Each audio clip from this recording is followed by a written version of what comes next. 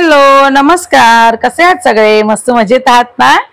तर बघा छान अशी मंगळवारची सुरुवात आणि आज थंबल तुम्हाला कळलं असेल, त्याच्यामुळे आज सगळीकडे देवपूजेमध्ये बघा स्वस्तिकचं चिन्ह काढलंय आणि आता हे स्वस्तिक वगैरे कसं काढायचं तेही तुम्हाला मी सांगणार आहे, ते व्हिडिओ शेवटपर्यंत नक्की बघा.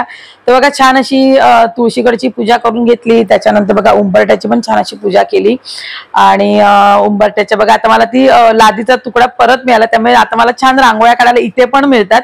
तुळशीकडे तर मी काढत होती, आता घराच्या म्हणतात ना उंबरट्याच्या बाजूलाही मी छान अशा रांगोळ्या काढायला घेतल्यात.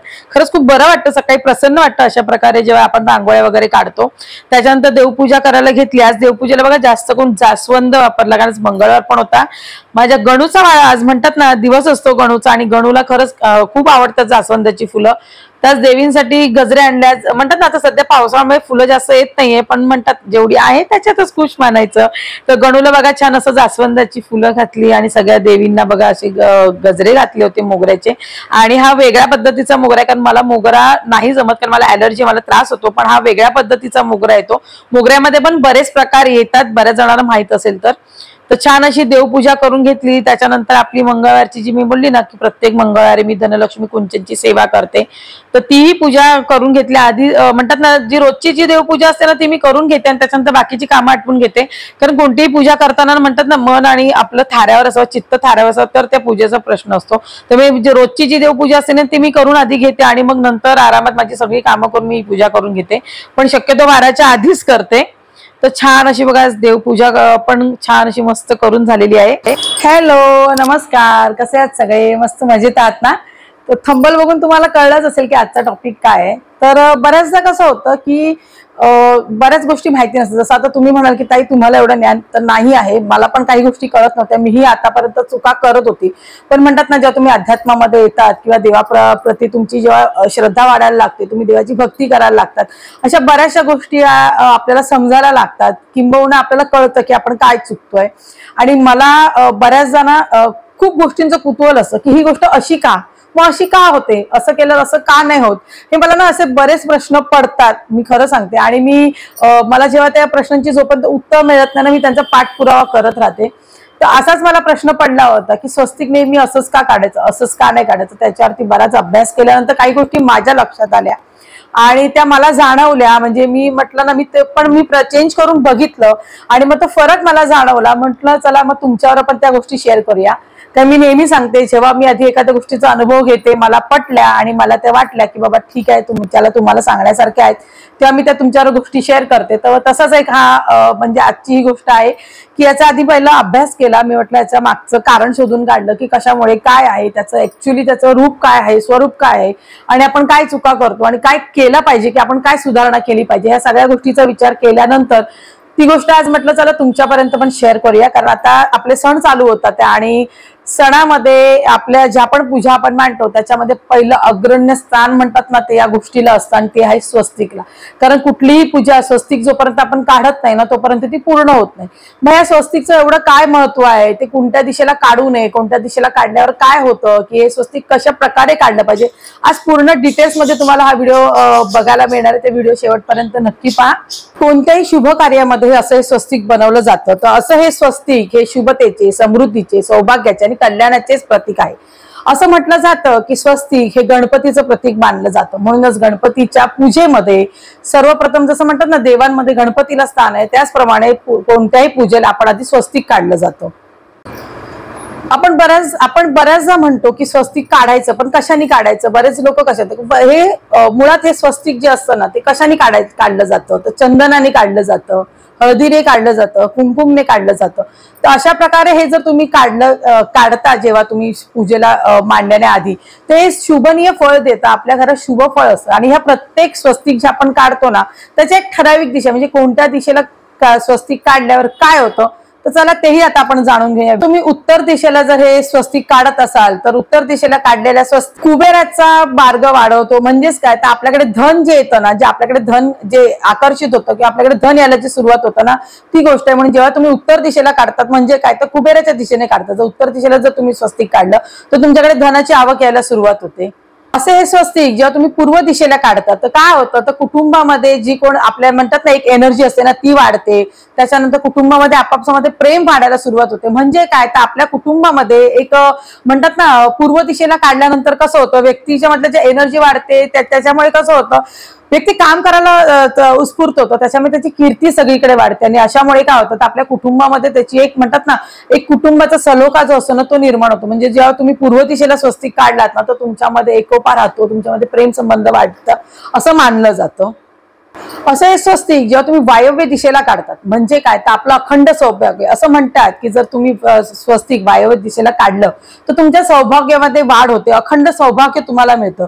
म्हणून जर तुम्हाला अखंड सौभाग्य हवं असेल तर तुम्ही वायव्य दिशेला स्वस्तिक काढावं असं सांगितलं जातं. आता बघा, आपण किती मेहनत करतो आणि किती काही केलं तरी पैसा कोणाला नको असतो. आताच्या ह्याच्यामध्ये एवढी महागाई वाढत चालली की आपल्याला पैसा कोणालाच कमी पडत नाही. मग असा हा जो एक्स्ट्राचा इन्कम असतो तो आपल्या घरात यावा चांगल्या मार्गाने. मी पण सांगते चांगल्या मार्गाने, वाईट मार्गाने इन्कम येऊन काही फायदा नसतो. तो आपल्या म्हणतात ना येतो तसा निघून जातो. तर असा हा इन्कम जो एक्स्ट्राचा इन्कम आहे किंवा आपल्याकडे एक्स्ट्रा काहीतरी आपल्याकडे येतं, तर अशा कोणत्या दिशेला जर तुम्ही पश्चिम दिशेला जर अशा प्रकारचं स्वस्तिक काढलं ना तर तुमच्याकडे एक्स्ट्राची जी इन्कम आहे किंवा जो म्हणतात ना इन्कम सोर्स असतो ना तो तुमच्याकडे चालू होतो. असा हा स्वस्तिक आग्नेय दिशेला काढू नये. असं म्हणतात की आग्नेय दिशेला स्वस्तिक काढलं तर आपल्या दुर्भाग्यामध्ये वाढ होते. आधी जर आपल्या मागे नकारात्मकता जर चालू असेल ना तर त्याच्यात आणखी वाढ होते. म्हणून आग्नेय दिशेला काढू नये. तर असे जे मला माहित होते आणि जे मला समजले ते होत्या ह्या दिशा होत्या, ज्या दिशेप्रमाणे तुम्ही स्वस्तिक कोणत्या दिशेला काढायचं हे तुमचं तुम्ही ठरवायचं आहे. पण पूजा मांडताना आपण जनरली आपण पूर्वेलाच मानतो, पण इतर वेळी म्हणतात ना की आपल्या घरात आठवड्यातून एकदा किंवा महिन्यातून एकदा तरी एखाद्या सणवार म्हणजे अमावास्या, पौर्णिमा आहे किंवा एखाद्या चांगला दिवस आहे, अशा वेळी आपल्या घरामध्ये स्वस्तिक हे काढलंच पाहिजे. कारण त्या स्वस्तिकमुळे आपल्या घरातली नकारात्मकता आहे ती बाहेर पडते आणि एक सकारात्मकता, एक पॉझिटिव्ह विचार आपल्या घरामध्ये येतो. आता तुम्हाला पण माहिती आहे आपल्या घरात जेवढं सकारात्मक येईल तेवढं आपलं घर चांगलं राहतं. बऱ्याचदा बघा बरीच संकट येतात. मी हा अनुभवातून होते. बऱ्याच वेळा ना आपल्याकडे खूप संकट येतात पण आपण विचार करतो अरे मी संकट मला एवढी येतात पण तारताय कोण, तर तारणारा पण आपल्याला तोच असतो, परमेश्वरच असतो. पण त्याचे म्हणतात ना आपण काहीतरी उपाय करत असतो. कळत नकळत आपल्याकडनं ते उपाय होत असतात आणि कळत नकळत आपल्याकडनं त्या चुकाही होत असतात. म्हणून असे म्हणतात ना कधी कधी चुका कळत नकळत झाल्या तर त्याला परमेश्वर माफ करतो. पण ज्या दिवशी तुम्हाला त्या गोष्टी कळतायत ना त्याच्यानंतर तुम्ही त्या चुका करणं टाळलं पाहिजे. आणि आपण ह्या अशा सगळ्या गोष्टी करतो त्याच्यामुळे कधी कधी बघा आपल्याकडे म्हणजे बऱ्याचदा असं होतं की संकट येतात, एकामागोमाग येत असतं. पण आपल्याला प्रश्न होतो मलाच का संकट येतं, पण एक लक्षात ठेवा परमेश्वर संकट त्यांनाच येतो ज्यांच्यामध्ये ती पेलवण्याची ताकद असते. दुसरी गोष्ट आहे की आपण या संकटांचा सामना करतो पण बऱ्याच आपल्याला कळत नाही की ही शक्ती आपल्याकडे कुठून येते एवढ्या संकटाचा सामना करायचा. तर ही जी शक्ती असते ना ती ही शक्ती याच गोष्टीतून आपल्याला मिळत असते. ज्या गोष्टी आपण म्हणतात ना आवाजात म्हणजे ओघाओघाने करत असतो, आपल्याला माहितीही नसते. कधी कधी बऱ्याचशा आपण अशा गोष्टी करतो की जे आपल्याला माहितीही नसतं पण त्याचं पुण्यकर्म कुठेतरी आपल्या पदरात पडत असतं आणि म्हणतात ना अशा गोष्टी आपल्याला मिळतात. म्हणून म्हणतात स्वस्तिक प्रत्येकाने आपल्या घरात आठवड्यातून एकदा का होईना पण काढावं. कुठेही काढा, मग तुम्ही घराच्या त्याच्या काढायचं म्हणजे कुठेही म्हणजे असं तुम्ही म्हणाल की कुठेही नाही काढायचं, तर ती जागा कोणती असेल तर ती स्वच्छ असेल, जिथे तुमचा स्वच्छता असेल त्या ठिकाणी स्वस्तिक काढायचं. कारण शेवटी स्वस्तिक हे गणपतीचं प्रतीक आहे. मग हे स्वस्तिक कुठे काढायचं, तर आपल्या जो घराचा मुख्य दरवाजा असतो त्याच्यावर तुम्ही स्वस्तिक काढू शकता. तुमच्या किचनमध्ये जिथे तुम्ही स्वयंपाक करता तिकडे तुम्ही त्या स्वस्तिक काढू शकता. त्याच्यानंतर आपला जो मुख्य दरवाजा झाला त्याच्यानंतर आपण आतमध्ये येतो, त्याच्यानंतर आपल्याकडे देवघर आहे. देवघराचा जो मागचा भाग असतो म्हणजे आपण देवघर असं ठेवतो, मागचा जो भाग असतो ना या भागावरती पण तुम्ही स्वस्तिक काढू शकता. किंवा जिथे तुम्ही पूजा मांडताय, कोणतीही प्रकारची जेव्हा तुम्ही पूजा मांडताय तर त्या पूजेच्या आसनाखाली तुम्ही स्वस्तिक काढू शकता. बघा घरात कधी ना कधी तुमच्याकडे कोणता ना कोणता प्रोग्राम होत असेल, अगदीच काही होत नसेल तर आठवड्यातून एकदा जरी, किंवा अगदीच तुम्हाला जमत नाही, तुमच्याकडे वेळच नाहीये, तुम्हाला खरंच वेळ मिळत नाही, तर तुम्ही ऍटलिस्ट महिन्यातून एकदा ते दोनदा तर स्वस्तिक घरामध्ये काढू शकता. हे करून बघा तुम्हाला खूप फरक जाणवेल. मी सांगते म्हणून नाही, मी काय बोलली जेव्हा मला प्रत्यय येतो मी तुम्हाला सांगते ना तसंच तुम्हाला पण या गोष्टीचा प्रत्यय आला की तुम्हालाही त्या गोष्टी कळणार. तर असं हे स्वस्तिकचं आहे. आता हे स्वस्तिक बघा बरेच जणांना स्वस्तिक चुकीचं काढतात, म्हणजे आता मी तुम्हाला हातावर दाखवते, बरेच जण असं प्लस मध्ये काढतात, तर ऍक्च्युली ही चुकीची पद्धत आहे. तर आता चुकीची पद्धत कोणती, त्याची ओरिजिनल पद्धत कोणती आहे, स्वस्तिक कोणत्या पद्धतीने काढलं पाहिजे, कोणत्या पद्धतीने काढलं तर आपल्याला त्याचा फायदा होतो. आणि त्या स्वस्तिकच्या ज्या चिन्ह आहेत म्हणजे जे स्वस्तिक आपण काढतो ज्याला आपण म्हणतो उभी आणि आडवी रेषा आहेत, दांडे आहेत, बिंदू आहेत, पण त्याचा मुख्य अर्थ काय आहे तर हे सगळं मी तुम्हाला सांगणार आहे. चला तर मी दाखवते शिकवते की स्वस्तिक कसं काढायचं आणि कसं काढू नये. आपण नेहमी स्वस्तिक काढताना जनरली काय करतो, जे प्लस चिन्ह असतं ना, म्हणजे जे बेरीज काढतो तशा प्रकारे काढायला जातो किंवा अशा प्रकारे स्वस्तिक काढतो.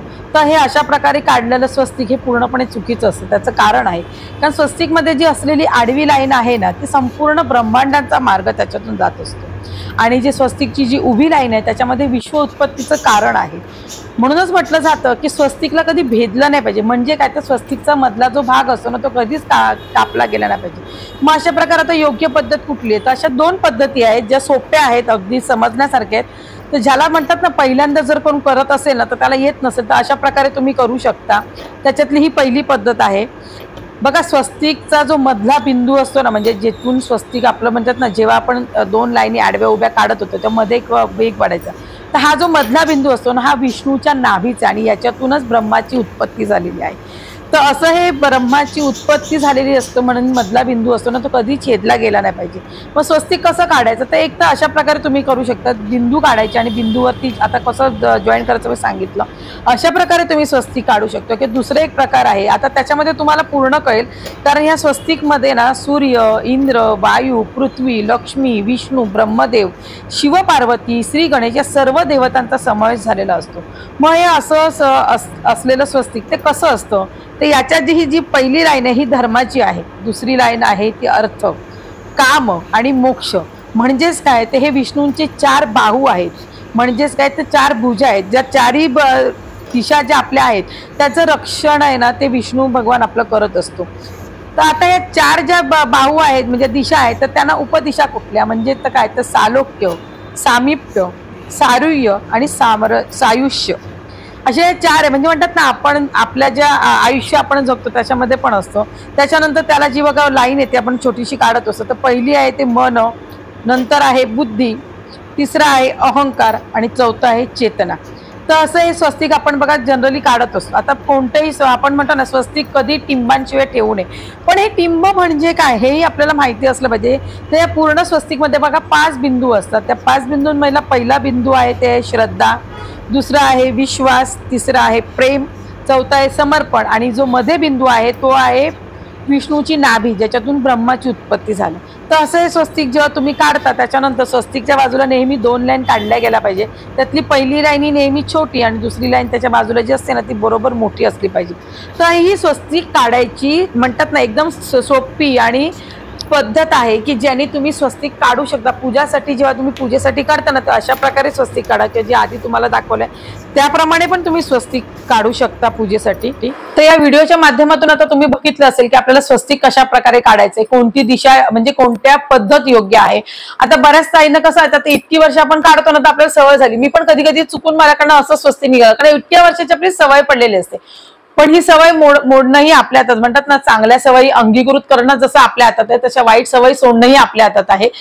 ठीक आहे, ती सवय मोडायला थोडा वेळ लागेल पण लागेल. आता ही सवय पटकन मोडू नये म्हणून मी तुम्हाला त्याच्यामध्ये तुम्हाला अगदी सोप्या पद्धतीने पण शिकवलंय की डॉट काढून पण तुम्ही स्वस्तिक काढू शकता किंवा जर तुम्हाला एकदा ते जमलं किंवा प्रॅक्टिस म्हणण्यापेक्षा ते एकदा काढायला जमलं की तुम्ही काढू शकता. त्याच्यानंतर मी जे तुम्हाला नंतरचे जे दाखवलं होतं ना दुसरं स्वस्तिक ज्याच्यामध्ये मी मोक्ष वगैरे सांगितलं होतं की 4 भुजा आहेत, तर त्याच्यामध्ये काढताना ना मधला जो बिंदू आहे ना तो वरून खाली आतून बाहेर म्हणजे बाहेरून आतमध्ये अशा प्रकारे ते काढायचं. मी माझी सांगायला विसरली तुम्हाला की जेव्हा आपण हा मधला डॉट आहे ना वरून असं इकडे येतो, इकडनं इकडे येतो, इकडनं इकडे जातो, इकडनं इकडे जातो, अशा प्रकारे ते स्वस्तिक काढायचंय.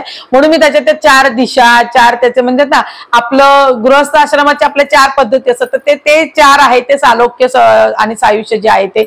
त्याच्यानंतर आपला अहंकार, बुद्धी वगैरे ते आणि त्या बिंदूंचा अर्थ काय आहे ते पूर्ण स्वस्तिकचा खरा अर्थ काय आहे तर तो अशा प्रकारचा अर्थ आहे. तर याच्या पुढे कधी तुम्ही शुभ कार्यात जेव्हा स्वस्तिक काढाल तर मी आशा करते की तुम्ही अशा प्रकारे काढाल. बघा, चुकणं आणि चुकातून सुधारणं हे प्रत्येकाचं काम आहे आणि ते प्रत्येकाने स्वतःहून केलं पाहिजे. त्याला बदलायला कोण दुसरं येणार नाहीये. त्यामुळे आतापर्यंत ज्या चुका घडत गेल्या इट्स ओके, पण आता आपल्याकडनं चुका घडू नये हा प्रयत्न आपण नक्कीच करायचा आहे. तर जेवढं मला स्वस्तिक बद्दल माहिती होतं, स्वस्तिक कसं काढायचं, का काढायचं असतं आणि ते त्या स्वस्तिकमध्ये कशा प्रकारे आपल्या देवांचं स्थान आहे वगैरे, तर जी मला माहिती होती ती मी तुम्हाला सांगितलेली आहे. कसा वाटला व्हिडिओ नक्की कमेंट करून सांगा आणि व्हिडिओ आवडल्यास नेहमीप्रमाणे व्हिडिओला लाईक, शेअर, सबस्क्राईब करा. लवकरच भेटू नवीन व्हिडिओ. तोपर्यंत बाय.